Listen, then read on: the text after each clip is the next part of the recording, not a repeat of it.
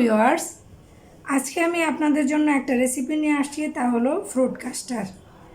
আমি 2 দিন ভিডিও দিতে পারিনি বলে আপনাদের কাছে অন্তর থেকে দুঃখিত। আজকে আমি এই যে রেসিপিটা নিয়ে আসছি, তা আমি এখন কিভাবে বানাবো আপনাদেরকে দেখিয়ে দিচ্ছি। চলুন তাহলে দেখি। প্রথমে কিন্তু আমি দুধ দিয়ে কাস্টার্ড রান্না করে নিয়ে আসছি, সেটার ভিডিও আপনাদের দেখিয়ে দেব। আর এখন আমি এটা তৈরি করছি, তাহলে চলুন। প্রথমে আমি এখানে নিয়ে নিচ্ছি কিছু কাস্টার্ড।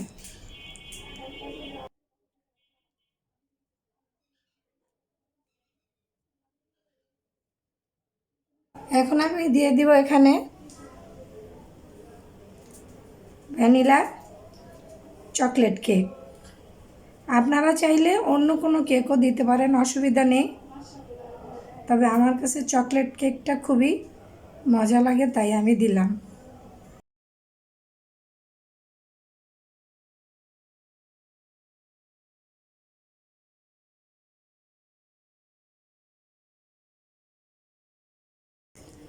আর দিয়ে দিব এখানে জেলো। আমি এই জেলোটা নিজে হাতে তৈরি করেছি।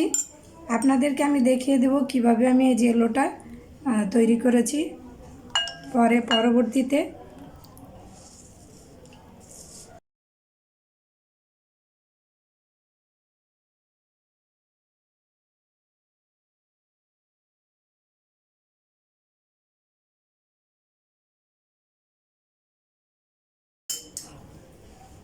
এখন দিয়ে দিব আমি এখানে আমি নিয়েছি কলা, মানে ব্যানানা নিয়েছি, সাদা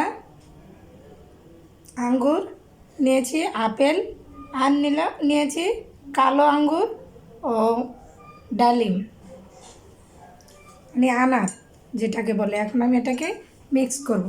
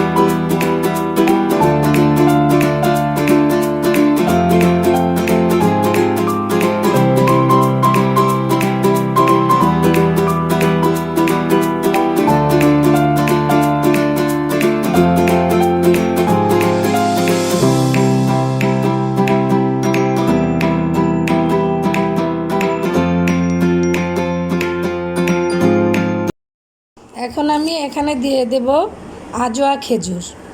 এই আজোয়া খেজুরটা দিলে খুবই ভালো লাগে। তারপরে এটাকে আমি 1 থেকে 2 ঘন্টার জন্য ফ্রিজে রেখে দেব। ফিরে এলাম 2 ঘন্টা পরে। দেখুন কি ঠান্ডা।